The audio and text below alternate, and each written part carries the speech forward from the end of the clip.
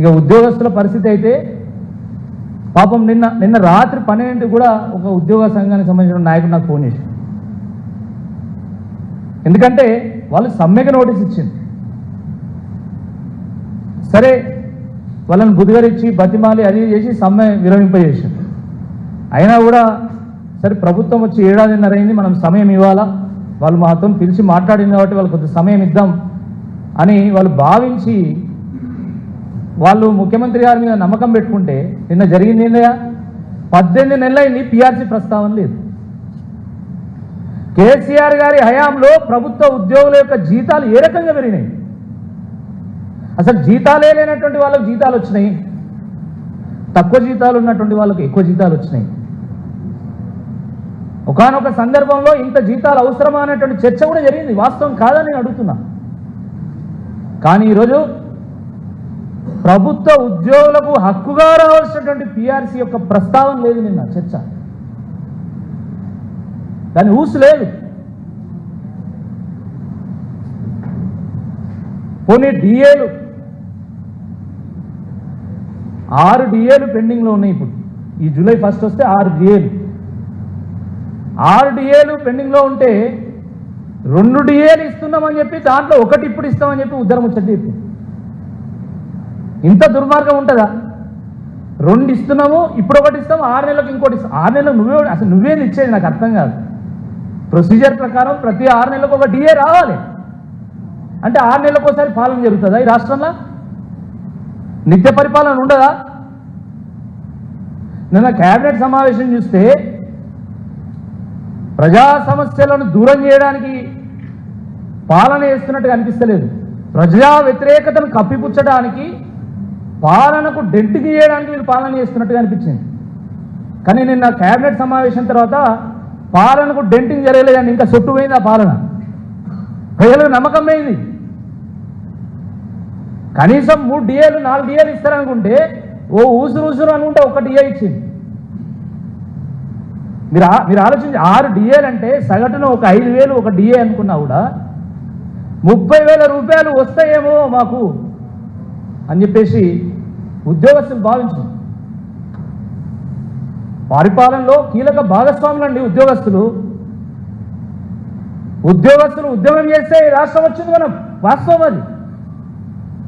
వాళ్ళు pen down చేస్తే సకల జన శ్రమలో వాళ్ళు పాల్గొంటే మనకు తెలంగాణ వచ్చింది. మరి కాంగ్రెస్ వచ్చి ఏం చేసింది అని అడుగుతున్నాం. ఒక్కటంటే ఒకటి అక్కడికి వచ్చే ముచ్చట చెప్పలేదు.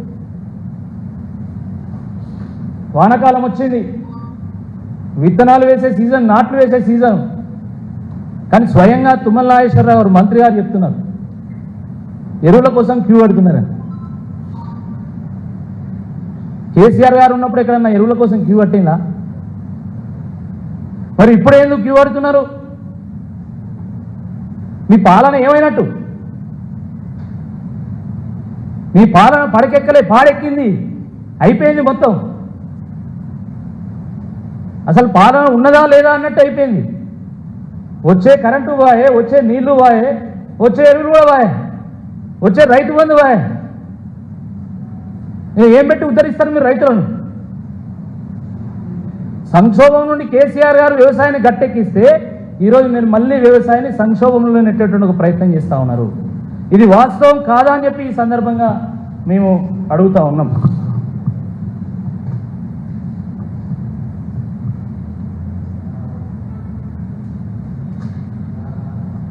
ఉద్యోగస్తులది ఇంతకుముందు ఒక మిత్రుడు చెప్తున్నాడు, గతంలో కేసీఆర్ గారు ఉన్నప్పుడు ఉద్యోగస్తులకు సంబంధించినటువంటి ఏ బెనిఫిట్ వారు ప్రస్తావించినా కూడా ఆ బెనిఫిట్ మళ్ళీ అవుట్సోర్సింగ్ వాళ్ళకి సంబంధించి కూడా ఆ బెనిఫిట్ అందాలనేటువంటి ఒక ధోరణితోనే వారు పరిపాలన చేసేటువంటి వారు. కానీ నిన్న ఉద్యోగస్తులు 1 డిఏ ఇస్తామన్నారు. సరే, హెల్త్ కార్డ్స్ అవి కూడా వాళ్ళ కాంట్రిబ్యూషన్తోనే ఇస్తామన్నారు. సరే, తప్పేం లేదు, దాన్ని వ్యతిరేకిస్తలే, మంచిదే, అది ఇవ్వడం మంచిదే. కానీ మరి అవుట్సోర్సింగ్ వాళ్ళకి ఏం కావాలి? వాళ్ళ పరిస్థితి ఏం కావాలి? వాళ్ళకు డిఏ లేదు, వాళ్ళకు ఉద్యోగ భద్రత లేదు, ఓ సరైనటువంటి జీతం లేదు,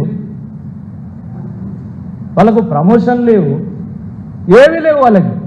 అంటే వెట్టి చాకరీ చేయాలన్నా? బానిసల వాళ్ళు ఏమన్నా? వాళ్ళ ఈ రాష్ట్ర పరిపాలనలో వాళ్ళు భాగస్వాములు కాదా? మరి చెప్పండి, మాకు సంబంధం లేదు, అసలు కాంట్రాక్ట్ ఉద్యోగస్తులతోని అవుట్సోర్సింగ్ ఉద్యోగస్తులతోని కాంగ్రెస్ పార్టీ సంబంధం లేదు చెప్పేసేయండి, అయిపోతుంది. ఇదంతా లొల్లెందుకు?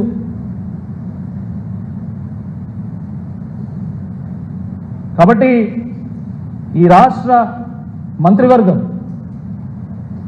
యువతకు, నిరుద్యోగులకు, ఉద్యోగులకు క్షమాపణ చెప్పాలి. ఎందుకంటే వాళ్ళలో ఆశలు రేపి ఈరోజు వాళ్ళ ఆశల మీద నీళ్లు వెళ్ళింది. మీరు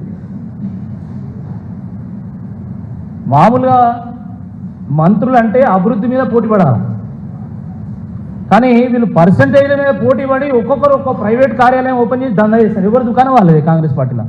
వాస్తవం కదా ఇది. అభివృద్ధి మీద పోటీ పడాల్సినటువంటి మంత్రివర్యులు, ముఖ్యమంత్రి గారు ఈరోజు పర్సంటేజ్ల విషయంలో పోటీ పడుతున్నారు. గాలి మోటార్లు ఎక్కి గాల్లో తిరిగే విషయంలో, గాలి మాటలు చెప్పే విషయంలో పోటీ పడతారు.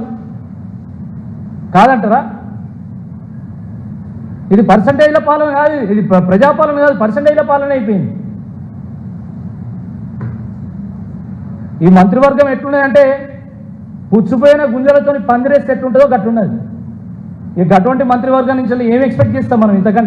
ఇంతకంటే ఇక పెద్ద ఉద్ధరించేది ఏముంటుంది వాళ్ళు? కనీసము సరే 18 నెలలు అయిపోయింది, బదనాం అయిపోయినాము, రాష్ట్రం అంతా ఆగమాగం అయిపోయింది, 6 గ్యారెంటీలకు ఎగనాము, ప్రజలకు పంగనాము, రాష్ట్రం ఆగమాగం. ఈ పరిస్థితుల్లో అయినా కనీసం ఆ ఇమేజ్ మేక్ ఓవర్ చేసుకోవాలనేటువంటి కనీస సోయి ఉండాలి. అవేవీ లేవు.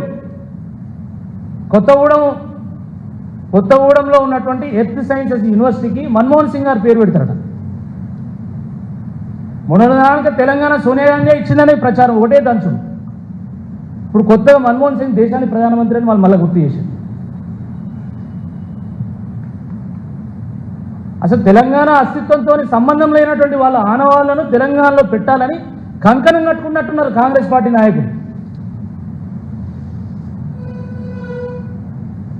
మొన్న కనుక సెక్రటేరియట్ ముందు రాజీవ్ గాంధీ విగ్రహం పెడతానని ఒకటే లొల్లి.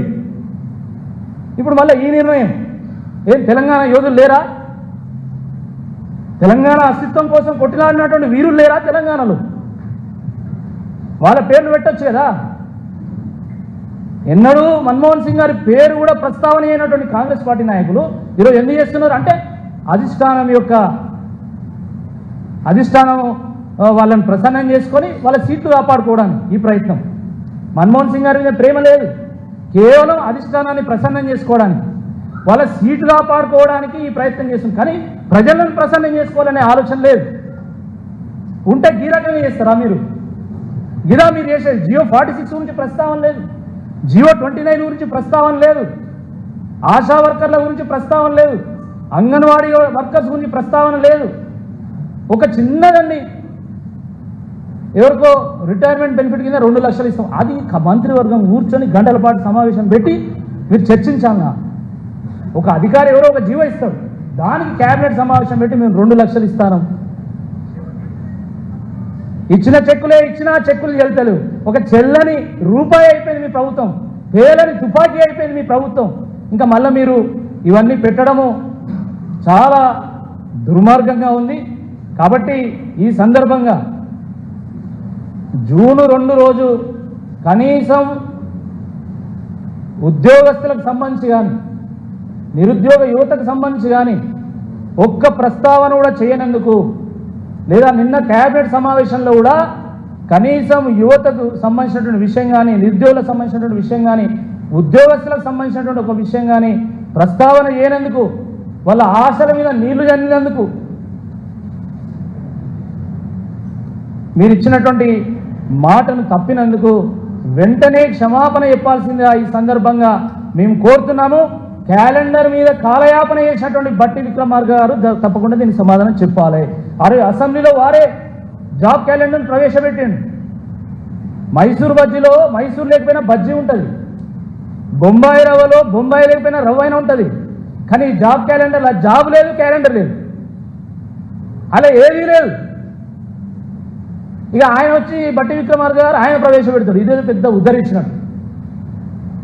క్యాలెండర్ పెట్టి ఎన్ని రోజులైంది? క్యాలెండర్లు, కమిటీలు కాంగ్రెస్ పార్టీ యొక్క ట్రేడ్ మార్క్. అది వాళ్ళు కమిటీ వేసినా అది కాలయాపన కోసమే. క్యాలెండర్ రిలీజ్ చేసినా అది కాలయాపన కోసమే అని చాలా స్పష్టంగా అర్థమైంది. కాబట్టి ఈ సందర్భంగా మేము కాంగ్రెస్ పార్టీ నాయకులను, రాష్ట్ర మంత్రివర్యులను మేము డిమాండ్ చేస్తున్నాము. వారు వెంటనే క్షమాపణ చెప్పాలి. మేము అడిగినటువంటి ప్రశ్నలకు వివరణ ఇవ్వాల్సిందిగా ఈ సందర్భంగా మేము కోరుతున్నాం.